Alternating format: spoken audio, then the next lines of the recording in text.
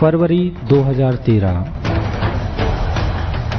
20 metre diameter का एक asteroid पृथ्वी के वायुमंडल में प्रवेश करता है। ये एस्टेरॉयड 19 किलोमीटर प्रति सेकंड की रफ्तार से रशिया के एक शहर की तरफ बढ़ रहा था। तेज गति से गिरता हुआ ये एस्टेरॉयड पृथ्वी की सरफेस से सिर्फ 30 किलोमीटर ऊपर ब्लास्ट हो गया। इस एस्टेरॉयड का सरफेस से 30 किलोमीटर ऊपर विस्फोट इतना भयंकर था कि रशिया के 6 शहर इसकी चपेट में आए और लगभग 7,200 घर क्षतिग्रस्त हो गए और तकरीबन 1,500 लोग घायल हुए। अगर उस एस्टेरॉयड का विस्फोट सरफेस से 8 किलोमीटर ऊपर होता तो 2013 में रशिया के वो शहर नक्शे से गायब हो चुके होते, या फिर अगर वो एस्टेरॉयड 20 मीटर डायामीटर का ना होके 60 मीटर डायामीटर का होता तो उसका विस्फोट 30 किलोमीटर ऊपर ना होके सिर्फ 8 किलोमीटर ऊपर ही होता। पृथ्वी से देखने पर अंतरिक्ष हमें जितना शांत नजर आता है, दरअसल वैसा है नहीं। एक सेब के आकार से लेकर कई किलोमीटर लंबे चौड़े एस्टेरॉयड्स और कॉमेट्स अंतरिक्ष में घूम रहे हैं, जिनमें रोजाना हजारों की संख्या में छोटे छोटे एस्टेरॉयड्स पृथ्वी के एटमॉस्फेयर में प्रवेश करते हैं। लेकिन पृथ्वी का वरदान रूपी वायुमंडल उन छोटे एस्टेरॉयड्स को एयर फ्रिक्शन की वजह से पृथ्वी की सतह पर पहुंचने से पहले ही खत्म कर देता है। लेकिन अगर एस्टेरॉयड का आकार 60 मीटर डायामीटर या इससे अधिक होता है तो पृथ्वी का वायुमंडल एस्टेरॉयड को खत्म नहीं कर पाता और उसके पृथ्वी की सतह से टकराने के चांसेस बढ़ जाते हैं। 9 जनवरी 2017, जब पूरी दुनिया अपने दैनिक कार्यों में व्यस्त थी, उस समय करीब 25 से 30 मीटर का एस्टेरॉयड पृथ्वी की तरफ बढ़ रहा था। लेकिन वो एस्टेरॉयड चांद के गुरुत्वाकर्षण की वजह से पृथ्वी के वायुमंडल में प्रवेश न करके पृथ्वी और चांद के बीच से निकल गया।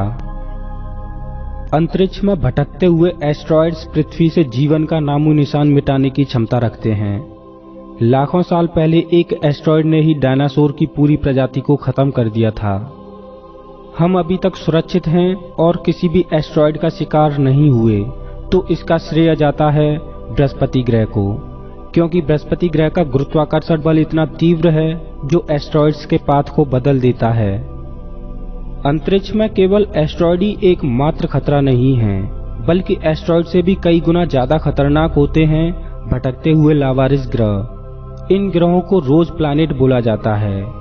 ये ग्रह लावारिस इसलिए होते हैं क्योंकि इनका कोई भी तारा नहीं होता, या यूं कहें कि ये किसी भी तारे का चक्कर नहीं लगाते। ये रोज प्लैनेट सीधे आकाशगंगा का ही चक्कर लगाते हैं या फिर आकाशगंगा में रैंडमली इधर से उधर भटकते रहते हैं। आमतौर पर रोज प्लैनेट का निर्माण 2 तरह से होता है। एक तो वो जब तारों का निर्माण हो रहा होता है तब ग्रहों का भी निर्माण होता है, उसी समय रोज प्लैनेट बन जाते हैं। और दूसरा कारण है ग्रहों का आपस में टकरा जाना। कई बार ऐसा होता है कि तारे की परिक्रमा करते हुए 2 ग्रह आपस में टकरा जाते हैं, जिस वजह से परिक्रमा करते हुए ग्रह का पाथ चेंज हो जाता है और वो ग्रह सोलर सिस्टम से बाहर निकल जाता है। अब हमारी समझ में ये बात तो आती है कि रोज प्लैनेट क्या होते हैं, लेकिन सवाल ये है कि रोज प्लैनेट एस्टेरॉयड्स और कॉमेट्स से भी ज्यादा खतरनाक क्यों होते हैं। आइए जानते हैं। हम आकाशगंगा में किसी भी तारे को डिटेक्ट कर लेते हैं क्योंकि तारों का खुद का प्रकाश होता है, लेकिन ग्रहों का खुद का प्रकाश नहीं होता। इस वजह से ग्रहों को डिटेक्ट करना मुश्किल होता है।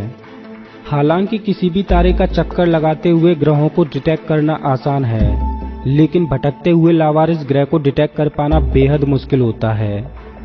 आपने इंटरनेट पर एक अफवाह तो सुनी ही होगी कि पृथ्वी प्लैनेट एक्स नाम के ग्रह से टकराने वाली है। मैं आपको बता दूं कि फिलहाल ऐसा कुछ भी नहीं होने वाला, लेकिन इसका मतलब ये बिल्कुल भी नहीं है कि पृथ्वी कभी किसी ग्रह से नहीं टकराएगी। ऐसा हो भी सकता है, क्योंकि जब भी कोई लावारिस ग्रह किसी सोलर सिस्टम के पास से गुजरता है तो वो ग्रह तारे के गुरुत्वाकर्षण बल की वजह से सोलर सिस्टम के अंदर खिंचा चला आता है, जिस वजह से सोलर सिस्टम में चक्कर लगा रहे ग्रहों से वो लावारिस ग्रह टकरा जाता है। वैसे इसकी संभावना बहुत कम है कि हमारी पृथ्वी किसी ग्रह से टकराए, क्योंकि हमारे सबसे नजदीकी रोज प्लैनेट ही हमसे 7 प्रकाश वर्ष दूर है। अंतरिक्ष में एस्टेरॉयड्स और लावारिस ग्रह ही एकमात्र खतरा नहीं है।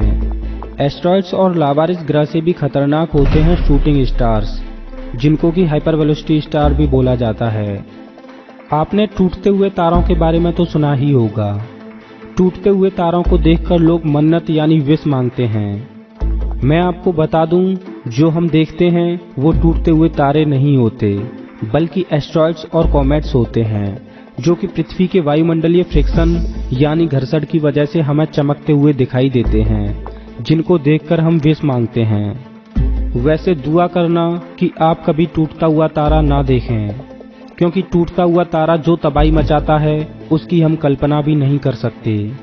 टूटता हुआ तारा किस तरह से तबाही मचाता है, ये जानने से पहले हम ये जान लेते हैं कि टूटते हुए तारे का निर्माण कैसे होता है।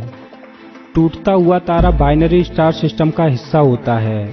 बाइनरी स्टार सिस्टम में एक ही सौर मंडल में 2 तारे होते हैं और वो दोनों तारे बीच में कहीं मौजूद सेंटर ऑफ मास का चक्कर लगाते हैं। टूटते हुए तारों का निर्माण 2 तरह से होता है। पहला तो ये कि जब तारे बूढ़े हो जाते हैं यानी तारों का ईंधन खत्म हो जाता है, तब बाइनरी स्टार सिस्टम के किसी एक तारे में सुपरनोवा विस्फोट हो जाता है, जिस वजह से दूसरा तारा सौर मंडल से बाहर धकेल दिया जाता है और वो तारा हाइपर वेलोसिटी गेन कर लेता है। इस वजह से टूटते हुए तारे को हाइपर वेलोसिटी स्टार बोलते हैं। हाइपर वेलोसिटी स्टार को शूटिंग स्टार भी बोला जाता है, क्योंकि तारे की रफ्तार गोली की रफ्तार से भी तेज होती है। टूटते हुए तारे के निर्माण का दूसरा तरीका ये है कि अगर कोई बाइनरी स्टार सिस्टम किसी ब्लैक होल के नजदीक होता है, तो ब्लैक होल की ग्रेविटी की वजह से एक तारा तो ब्लैक होल के अंदर समा जाता है और दूसरा तारा तेज गति से बाहर फेंक दिया जाता है और वो हाइपर वेलोसिटी स्टार बन जाता है। आइए अब जानते हैं कि टूटता हुआ तारा किस तरह से तबाही मचाता है। एक लावारिस ग्रह या एस्टेरॉयड तो सिर्फ एक ही ग्रह को तबाह कर सकते हैं, लेकिन टूटता हुआ तारा पूरे सौर मंडल को ही तबाह कर देता है, क्योंकि जब भी कोई टूटता हुआ तारा किसी सोलर सिस्टम के पास से गुजरता है तो उस तारे की ग्रेविटी की वजह से सोलर सिस्टम में मौजूद ग्रह सौर मंडल को छोड़ बाहर निकल जाते हैं और लावारिस ग्रह बन जाते हैं। अगर वो ग्रह सौर मंडल से बाहर ना भी निकलें तब भी वो ग्रह तबाह हो जाते हैं, क्योंकि टूटे हुए तारे की ग्रेविटी की वजह से एस्टेरॉयड्स और ग्रह उसके पीछे खींचे चले आते हैं, जिससे सौरमंडल में ग्रहों की टक्कर और एस्टेरॉयड्स की बारिश हो जाती है। अगर हाइपर वेलोसिटी स्टार सौरमंडल की सीध में आता है तो उसका सौरमंडल के तारे से टकराने के चांसेस भी बढ़ जाते हैं। हाइपर वेलोसिटी स्टार इतने तेज होते हैं कि वो आकाशगंगा की एस्केप वेलोसिटी को पार कर आकाशगंगा से बाहर निकल जाते हैं। दोस्तों, इस एपिसोड में बस इतना ही। अगर आपको ये वीडियो पसंद आया हो तो प्लीज इस वीडियो को लाइक कीजिए, और अगर आप इस चैनल पर पहली बार आए हो तो ऐसे ही मजेदार वीडियोज के लिए इस चैनल को सब्सक्राइब कीजिए। मैं हूं आपका दोस्त श्याम, फिर से मिलेंगे एक नए एपिसोड में। तब तक के लिए नमस्कार।